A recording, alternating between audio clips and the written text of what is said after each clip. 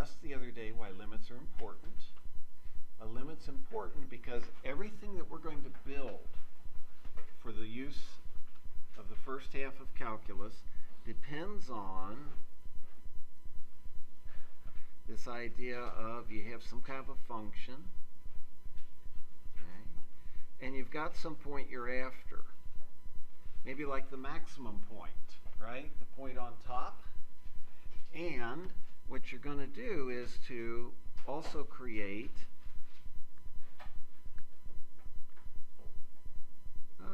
a second point over here.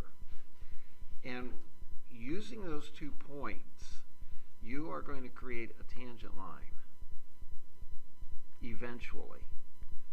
And the way you create the tangent line is by taking that green dot and you slide it closer and closer and closer to the blue dot. Everybody remember that? And as you slide this green dot closer and closer and closer,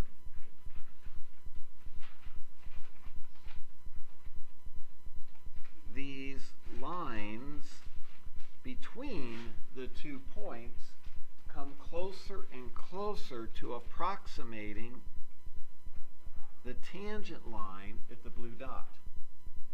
Now, the catch here is we can never let the green dot slide into and become the blue dot. Why not? It's 1 point, and can you compute a slope with 1 point? You cannot. You have to have 2 distinct points. Does that make sense? I know we've talked about this before. This idea is killer. It drives everything we're going to do all semester. Okay? You must have 2 separate points. Got to. No choice in the matter. Because if you go down to 1 point, you cannot compute a slope anymore. Everything we're going to do this semester is derivatives. Everything we're going to do this semester, derivatives, is a fancy way of saying slope. Which means that everything we're going to do this semester depends on you having 2 distinct, unique points. But these 2 points have got to be so close together that there's basically no distance between them. Because the closer they are together, the better that purple line is going to approximate the tangent at a point. Does that make sense? What we're going to do then, throughout the course of the semester, is we're going to want to find where the slope of this line is 0.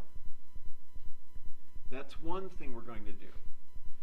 Where that slope is 0 is where we will have maximum points or minimum points. Very important to locate. Okay? If we're looking at cost, expenses, total miles driven, things like that, we're going to want to minimize. Waste. So we're going to take and compute these derivatives and find where the slope is 0 and determine which of those are low points. If we're looking at things like profit, revenue, customer satisfaction, things of that nature, we're going to want maximum points. I know I've said this before, and you may be thinking, I may have forgotten he said it. No, I'm trying to drive this home. This is what's going to drive everything. Okay, so I don't want you to miss it. Where I just said it once and phew, it went on by. Okay, really important stuff. This is the underlying theme of the entire semester, plus about a third of next semester. Whoa. Okay, so I don't want you to miss it. Okay, the other day we started the idea of limits, and what we started talking about with limits are evaluating things like this. Let's say we have something like, well, let's do this. The limit as x goes to infinity of 3x minus 5 over x minus 2. Okay? What this is saying is we want to determine where this graph is settling in at. What value is it approaching as we go further and further and further to the right? Does that make sense? That we're going to the right, we're going to x equals infinity. Now, a lot of times people are quick to say, well, it must go to infinity. But there are some really pretty cool things that can happen along the way here that change things. goes up. In a problem where x is going to infinity, do numbers like -5 and -2 make that much difference in the value? No. Okay? If Bill Gates gives you $5, is he really any poorer? Is Bill Gates going to have to change his lifestyle if he gives you $5? Is he even really going to notice $5 gone? It doesn't mean anything to him, does it? Now, I'm sure he's careful and he watches his money. Okay? He didn't start out like that. He didn't start out with a big pile of money, did he? He started out working in, well, actually, his story's kind of an interesting one. He started in high school where at night, instead of going to sleep, he would go to a local college and work all night on their computers. And get 2 or 3 hours sleep and then go to high school and then come home and spend the night working over there. And that, he taught himself computers. Okay? He paid his dues. So the -5 and the -2 are kind of like Bill Gates giving you $2. It doesn't affect him in the least. In this situation, the -5 and the -2 are really meaningless. They don't affect the value in the long run. What are meaningful are these two. Those are each meaningful because the top is going to go to 3 times infinity and the bottom is going to go to infinity, isn't it? Now, if you have 3 infinities divided by infinity, getting a little loose here, do you buy that you can cancel the infinities?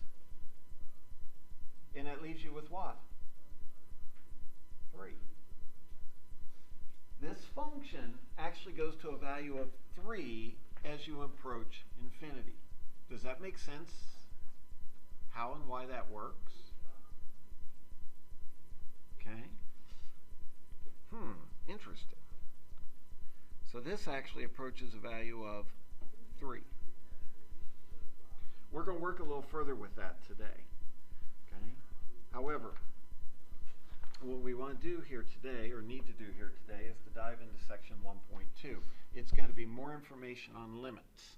We're going to spend a good chunk of time working with limits because, bless you, everything we're going to do comes forth from limits.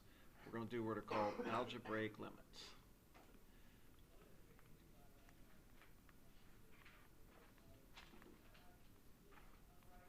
Okay.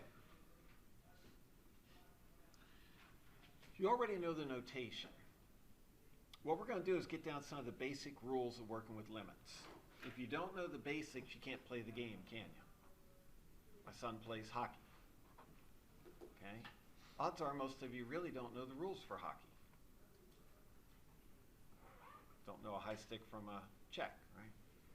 Well, check's what you take to the bank in cash. Okay? Same thing with limits. You may not be familiar with the rules of that either. So what we're going to do is we're going to look at some of the basic rules. Okay? Rule number 1. If you have the limit as x goes to some value a, now it's understood in definitions and in applications that a is some real number. It could be -pi, could be +7, could be the square root of 13, okay? Could be the sine of pi over 4, but it's some real number. If you take the limit as x approaches a, and in this case the function is going to be c. Way over here to the right, going to put down that c is a real number. Chuck, I don't have any idea what this even means. What we're talking about here is, suppose you have something like the limit as x approaches 4 of 7 equals.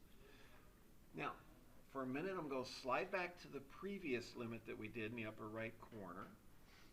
That was a function, wasn't it? It was a rational function. Rational means it's a fraction, but it had x's and all kinds of stuff up there where that yellow circle is. Could you graph 3x minus 5 divided by x minus 2 on your calculator? You could poke that in and graph it, wouldn't it? It'd blow up at x equals 2. How do I know it blows up at x equals 2?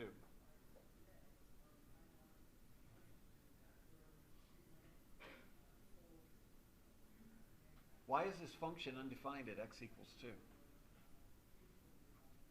Because you said so, Chuck.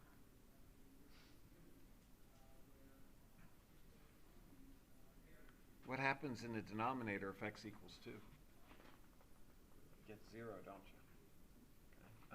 So it's undefined at x equals 2. Realize that what is to the right of that limit notation is some type of a function that you can graph. Now let's go back down to this limit that I just put up there. To the right of the limit notation is the number 7.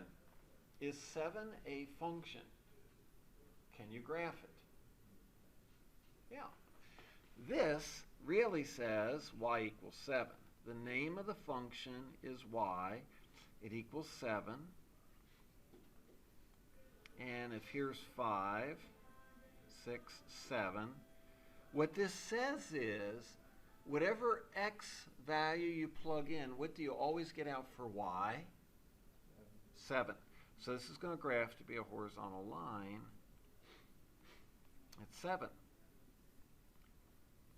If we come over here to x equals 4, and remember with a limit, you got to be able to come in from the left and come in from the right, from either direction. If you come in from either direction on this line, what y value are you headed toward? 7. It's the only place you can be headed toward, isn't it? Because it's the only place the function takes you. Okay, so this limit is equal to 7. And if we now go back to property number 1 where we've got that c in there, doesn't matter what value of a you're headed toward, the only place this function can take you to is c. So regardless what the number is, okay, the only place that limit can go is to that number. Okay? Another example. Let's say we have something like the limit of pi over 3 as x approaches negative 2 equals. Okay, thanks. So you walk up to this function. First thing I do is I notice, aha, we're going to negative 2, but it really doesn't matter what x value we're going to because our function is a constant. Pi over 3 is a number, isn't it? You could plug that into the calculator and it'll spit back a number, a little bit bigger than 1. Okay. Regardless what x value you go to, this function is going to head where? Pi over 3, isn't it? So it's always going to give you back the value pi over 3. Does that make sense? Whatever number you put there to the right of the limit notation is where you're always headed if you have a constant as a function. Okay? So that's a fairly safe one to evaluate. Let's say we have something like this. The limit as x approaches a of f of x raised to the nth power equals the limit as x goes to a of f of x, that whole thing raised to the nth power, and I'm going to make a little note over here somewhere to the side. This is going to be a note that we're going to use through this whole game. The limit as x approaches a of f of x equals L, and the limit as x approaches a of g of x equals M. You missing the numbers? We're going to all letters, aren't we? Dude, this is supposed to be math. Math uses numbers. No, arithmetic uses numbers. Okay. As you move further in math, the idea is to go to generalizations over a specific situation. Up here in the upper right-hand corner is a specific situation, 3x minus 5 over x minus 2. And anything we say about that only applies to that, doesn't it? As we move down to the notation that's now in the upper right, in green, it's more general. It says pick any function you want, and it's going to some value L. L is the value of the limit. In the case of this first example, the value of L would be 7. The second case, the value of L would be pi over 3. Okay? So what's going to happen is you're going to start experiencing more and more situations where we move away from using numbers to using letters and working with general ideas instead of specific little x squared plus 3x minus 2. That's very limited. Okay? Trying to broaden your horizons here. But we'll always come back to specific examples because all this letter stuff can get to be really confusing. And not if, but when you get lost in the midst of the letters, let me know. Okay? Okay. So what this in the upper left or upper right is saying is we've got some function named f. Exactly what it looks like, I don't know. Could be a quadratic, could be a cubic, could be that rational function we did earlier, you know, the 3x minus 5 over x minus 2. Something or other. But as we approach a specific value of x, it goes to some value that we're going to call L. Does that make sense? Okay, so now with this, what we've done so far is we've said, gosh, we have some function raised to a power. Now, this doesn't just mean squared, it could be a square root. And if it's a square root, what's the exponent look like? What's the exponent for square root? 1/2. Way to go. Yeah. Oh, no, we got to know all that exponent stuff, don't we? Yeah. Crud. So what this says is, if you have a function raised to some power, what you can first do is to go ahead and evaluate the function and then do the power later, so that exponential power doesn't get mixed up in there right at the start. You can put that off till later. Okay, so how's this look like as an example? Let's say we have the limit as x goes to 5 of 3x minus 8 squared. One way to solve this would be to square out the 3x minus 8. FOIL it, because it'd be 3x minus 8 times 3x minus 8, wouldn't it? It's not going to be 9x squared plus 64. You don't distribute the squaring. You got to FOIL it. But what this property says is, hey, instead of working with those really big numbers, like squaring who knows what this goes to when x is 5, what let's do is we'll first just do the limit. We'll first just do the limit. Get rid of that. Oh, this thing's just going nuts now, isn't it? There we go. Like this. We're going to focus on the limit.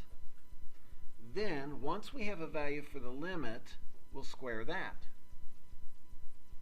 Okay. First thing to look at here is, if we plug 5 in, is that going to cause any problems? Do we get a 0 in the denominator? Do we get a square root of a negative? Or is this just going to be a number? Do you see it's just going to be a number? In fact, it's going to work out to be what? It's 7, isn't it?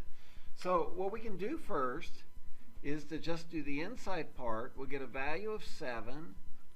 And then later on, we'll square it, and that'll give us 49. Does that make sense to everybody? Let's do something a little different from that. Let's say we have the limit as x approaches 1, and let's say we have something like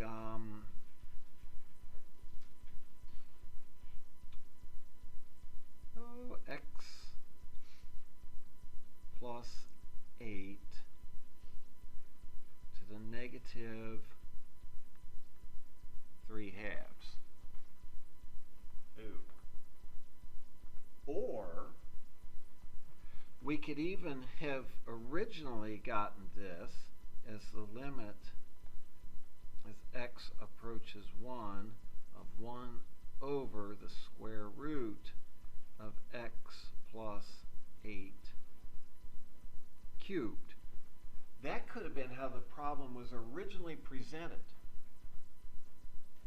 Using the algebra skills that you have, you would then rewrite it like what we have up there.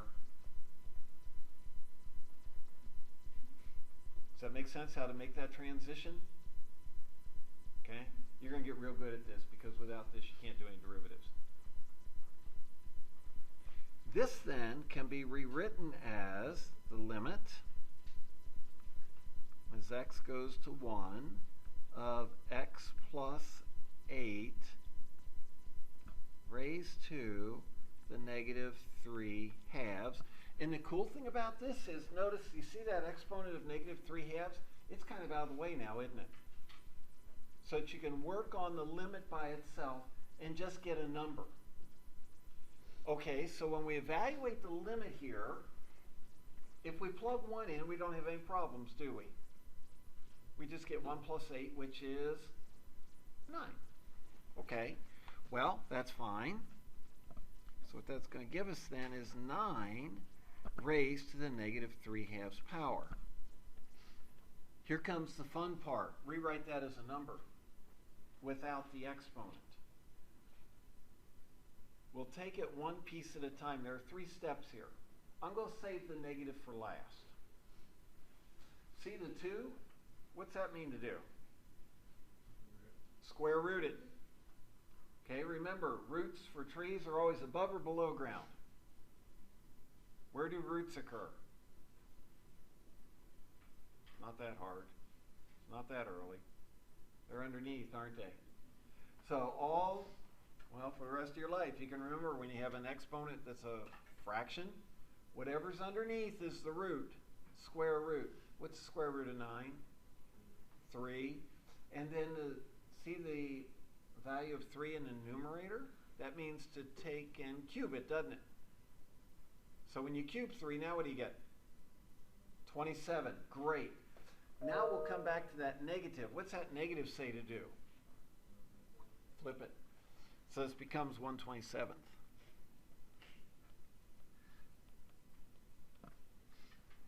Are you okay with how we stepped through that? Wow. So the whole idea of the second property is to be able to take things like this and make it into something that's more manageable, doing it a little bit at a time. I'm hoping by the end of the Applied Calc 2, well before that even, you're really good about walking up to problems that have a lot of stuff to it and just do it one little step at a time. Okay? Any of you ever been to the Golden Corral? It's one of my son's favorite places because he'll eat 4, 5, or 6 steaks. Okay? He eats steak and ice cream. If it wasn't for cows, he wouldn't be eating there. Okay. But does he get 6 steaks all at once? Well, if it was just him without Becky and I there, the answer would be yes. But we require him to get how many at a time? 1. Finish that, then you can go back for another one. Finish that, then you can go back for another one. And the same thing's going to happen with this. You need to talk yourself down off of the cliff and just say, I'm just going to do the one next little step, then the one next little step. But Dad, do you realize how much, I almost said, but Dad, because my daughter's in the engineering calculus right now, and some of the stuff's pretty ugly. And I'm trying to get her to just the next step, just the next step. And that's all you need to do with this stuff. All year long is just the next little step, and you'll make it through. Just like Golden Corral, Daniel doesn't go and swallow 6 steaks at once. But by the time it's over, he's got 6 of them. Okay? So just take your time, do the next little step, and you'll be fine. Okay, this next one. Limit as x goes to a of f of x plus or minus g of x. This means you could add or subtract, doesn't it? It'll work the same either way. Okay, so what we have going is a limit headed to some number, and we have one function with another function being added or subtracted.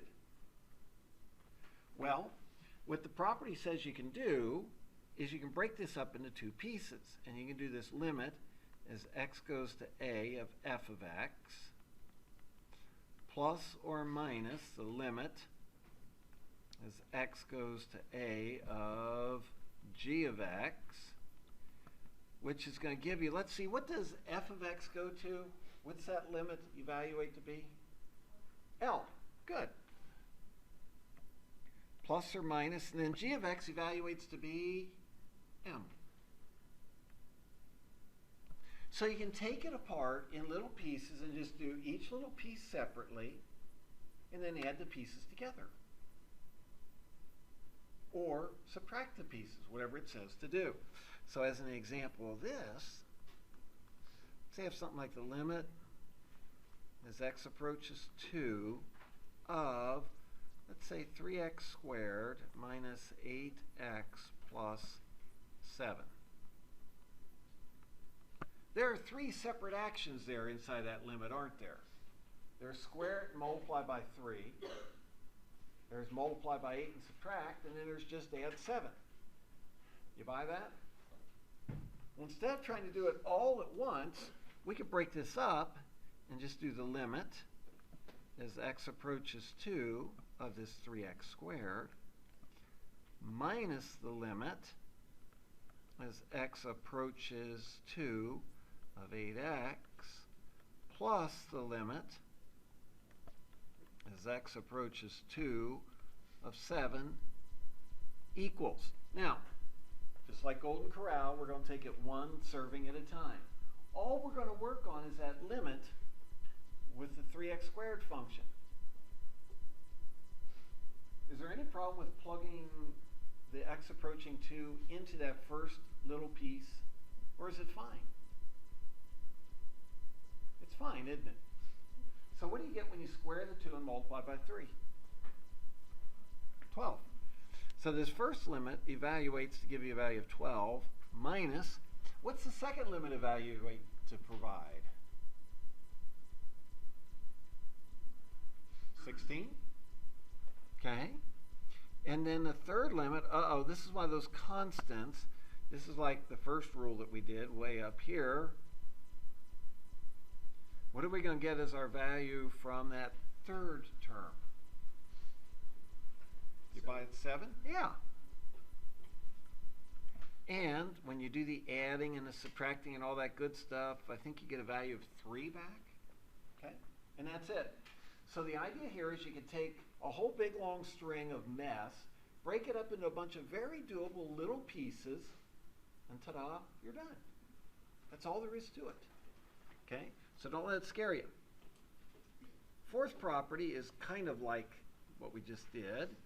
It's a limit as x approaches a of f of x times g of x equals, hey, guess what we can do with this? Get wild and daring. Take a shot at it.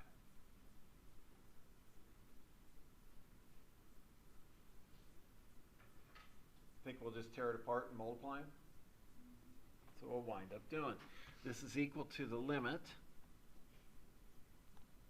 as x approaches a of f of x times the limit as x approaches a of g of x.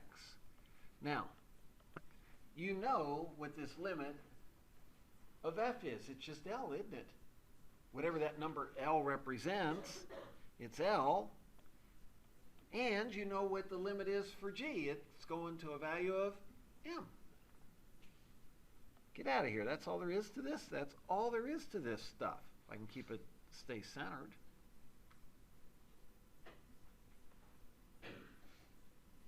Okay, so let's do a quick example of this. Let's say we have the limit as x approaches 1 of 3x cubed minus 7x squared plus 9 times x to the fourth minus 7x cubed plus 17x minus 8.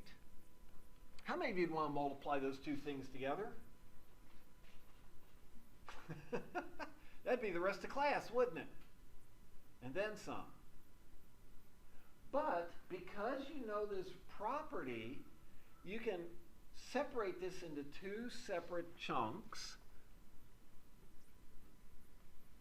So we have this limit as x approaches 1 of the 3x cubed minus the 7x squared plus the 9 times the limit as x goes to 1 of the x to the fourth minus the 7x cubed plus the 17x minus 8. Okay, now we've broken it down into two separate plates of food. We're back at Golden Corral. We had one big tray full of stuff. Now, do you see that there is just the limit of the 3x squared minus 7x plus 9? Can you do that in your head? Well, with 1, yeah. So it's going to be 3 minus 7 plus 9. Let's see, the 3 plus the 9 is 12, minus 7 is 5. Oh, so that first part, this is just a fancy way to say 5 times. Okay, so what's the second limit going to evaluate to give you? Let's see, we have 1 minus 7, so that's a negative 6. Plus 17 is a positive 11. Minus 8 looks like 3. Is that about right? Oh. 3.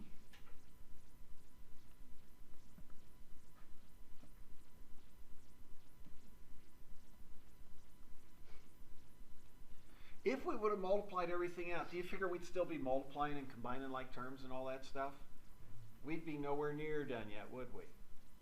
So this allows you to save a lot of times. That makes sense. Okay, so it's not just there to torment you and make life awful. It actually makes life a little more livable. Okay, fifth property. We have this limit as x approaches a of f of x over g of x. Hey, what do you think this is going to evaluate to give you in terms of L and M and all that stuff? We'll just kind of speed through it. You're picking up on the pattern. What's this going to equal? L over M. That's all there is to it. Except for one little disclaimer. M cannot take on the value of 0.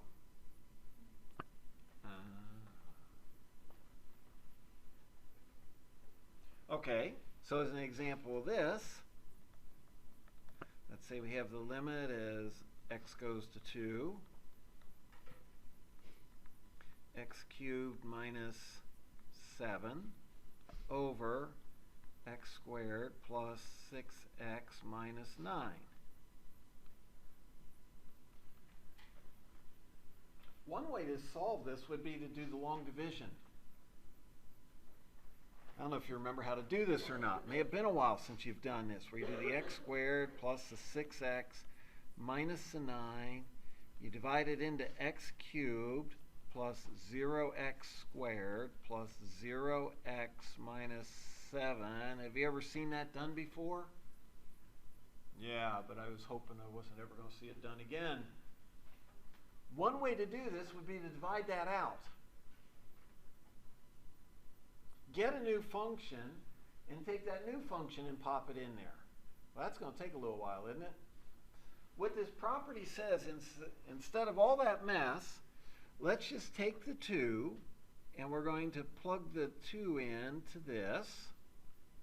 When you plug the 2 into that, what do you get out as the value? 1 over.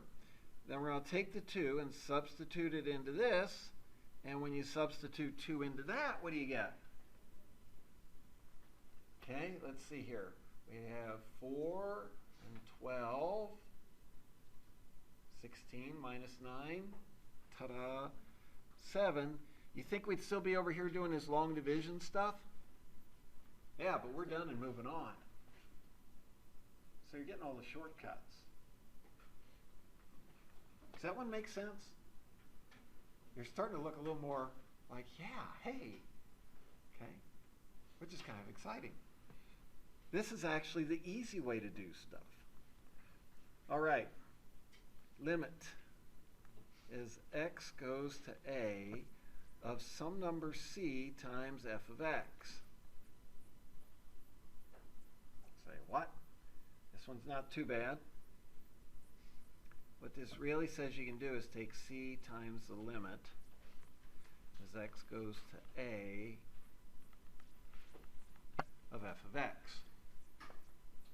What it says is c is just some number, isn't it? Like 2 or 5 or whatever. You can either start out by multiplying c times the whole function, or you can say, let's wait a while, and we'll get to that later, and push c off to the front, do the limit, and then once you get a number, now multiply by whatever c is. You can do it now, or you can do it later, and it's always easier to do it when? Seems like later. Okay? So let's take a look at something like this.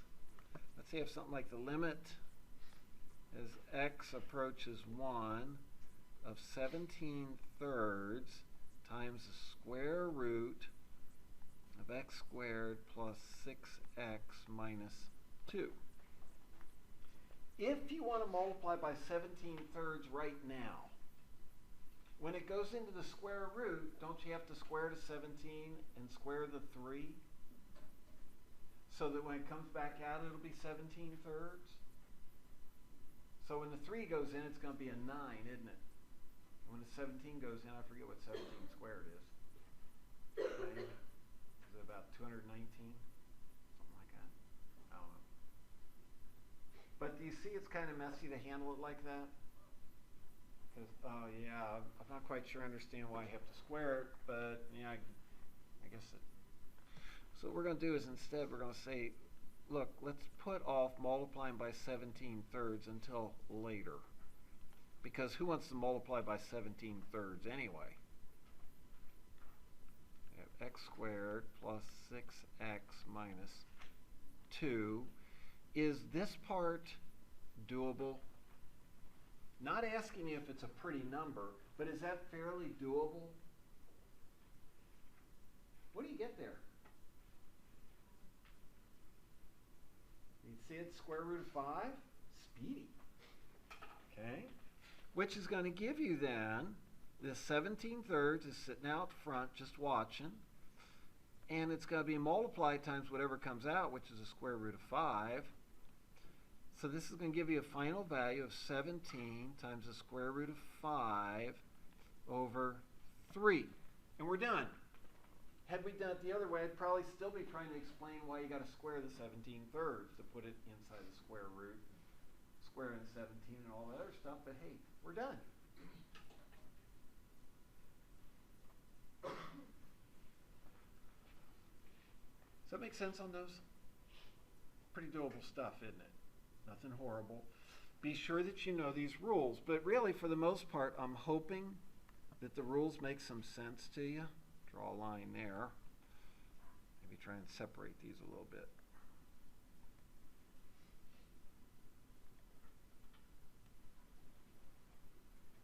It's kind of neat because most of the rules work like what you might expect them to if you were making up rules. There we go. All right. So there are the 7 main or the 6 main rules you need to be familiar with in working with this stuff.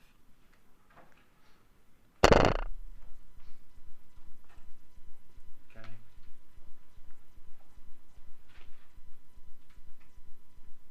Everybody good? Everybody okay?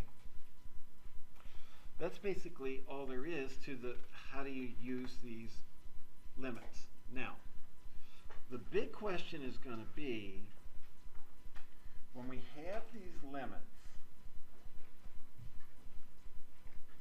we're going to have to evaluate a limit every time at the first, because that's how we're going to compute derivatives. So every time we go to do a derivative, which I'm trying to convince you is important and a noteworthy cause, every time we try to do a derivative, we're going to have to do a limit for a while. Then we'll learn some short, speedy ways to do it that's less painful. Okay?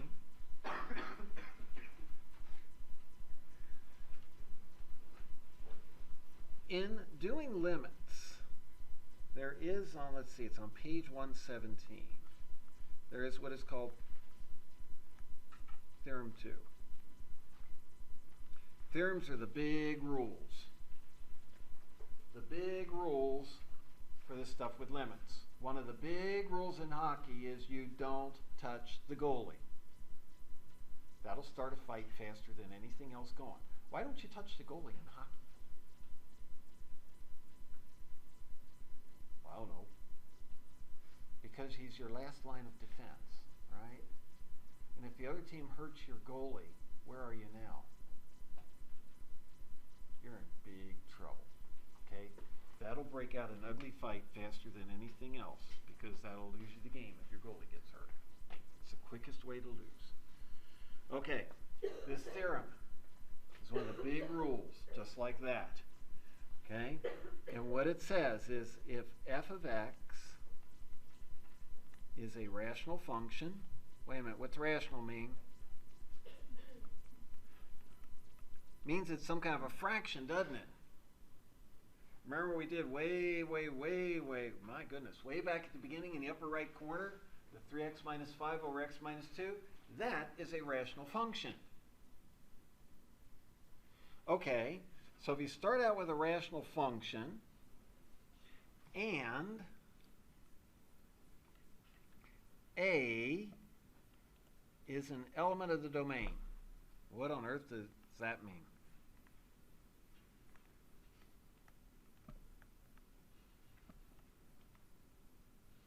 Means it's a legal value to pick. Well, why would numbers be illegal? Upper right corner, what x value will cause all kinds of problems for that particular function? 2. 2 is not in the domain. Any number but 2. You can do anything you want except pick x equals 2. There are an infinite number of choices and things you can do. There's just one thing you may not do. Okay? So we come down here.